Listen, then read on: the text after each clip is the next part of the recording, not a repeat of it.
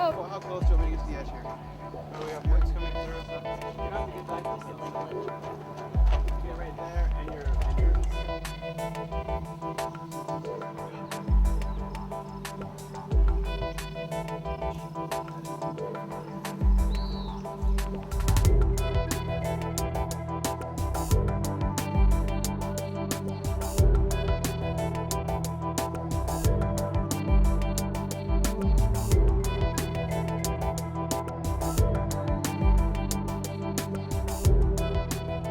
The dragon itself went through several different design phases. In fact, it got me a little bit of hot water because I kept building them over and over and redesigning them.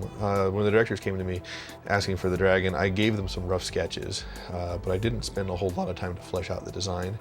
And it was later in the process that I really,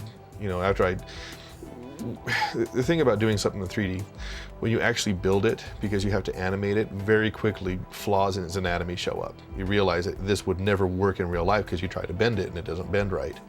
And so what I did is I went back to nature. I noticed the dragon. I mean, a lot of the stereotypical dragons that you see on TV and shows, they're always the same kind of snake-like, withery critter, and I wanted something that looked like an animal. And so I found some wonderful references from dinosaurs and bats and dogs, and I just started taking bits and pieces of anatomy and putting them together. I counted the teeth in Tyrannosaurus Rex mouths, and then I matched the number of teeth in this guy's mouth, and the shape of the tongue and the shape of the jaw, and where the eye sockets are and how the claws work. I made them work like an eagle's feet, his talons, but then because he's a lizard, I gave him a fifth toe. And I modeled that after tree climbing lizards, and so I spent some time trying to get the anatomy right, because then it feels more believable when he looks the way that we would expect him to, in that sense. So yeah, I used a fair amount of reference from nature and so on to get it to work. And it became very apparent when I was animating him that his wings are so big that they are a hindrance when I'm trying to set up a shot. If he's ever on the ground, it's difficult to show him and not have his entire wing covering him and the heroes in the background and the mountain and everything. And so a lot of shots, if you just see his legs and his tail walking off screen, I have his arms straight up in the air to keep his wings out of the way. And so the difficulty with the dragon is that they're so versatile. They can walk on the ground, they can fly, they got this massive, wing spread and so on. So you have to be very clever to get the shot to look the way you need to. It's a challenge, but I enjoyed it. You have to bring the model in, you have to line it up with the footage, and make it look believable. You have to put some feeling in there, and that takes some time, because sometimes you see things that are animated and they move, but they don't move with intelligence. They're just simply moving for the sake of moving, and when you animate, everything has to have a reason. It has to be deliberate. Everything that happens has to have a reason for it, otherwise it doesn't look real. It doesn't look, like there's any intelligence behind the character.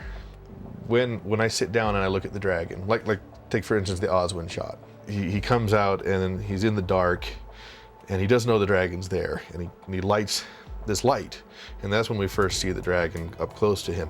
And so I think in my head, well, what would I be doing in the dark, stalking this guy?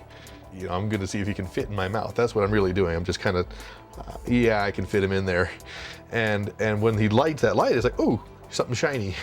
So I get distracted by it a little bit. And then he goes on talking, does his thing, and of course I get bored with what he's talking about because I don't really care. I've already established he can fit in my mouth, and then I continue to eat him. And it's fun because that's exactly what my thought process is while I'm animating. I'm thinking, if I were this lizard, what am I going to do and why?